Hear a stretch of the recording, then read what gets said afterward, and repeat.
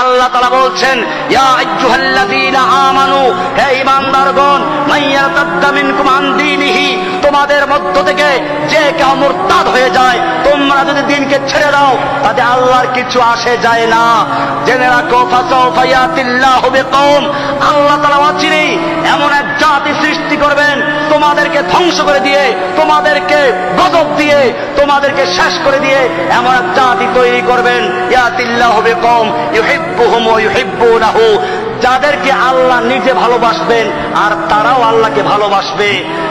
আযিল্লাতিন আলাল মুমিনিন, যারা মুমিনদের প্রতি আমি বিনয়ী, আইজ্জাতিন আলাল কাফিরিন, কাফেরদের প্রতি কঠোর। ইউজাহিদুনা ফি সাবিলিল্লাহ, এমন লোকদেরকে তৈরি করবেন যারা আল্লাহর রাস্তায় লড়াই করবে। ওয়ালা ইয়াখাফুনা লাওমাতা লাইম, তারা কোন তিরস্কারকারী, কোন নিন্দুকের নিন্দা, কে নিন্দা করলো, কে সন্ত্রাসী বললো, কে জঙ্গিবাদী বললো, তার পরোয়া করবে না। তারা আল্লাহর রাস্তায় লড়াই চালিয়ে যাবে।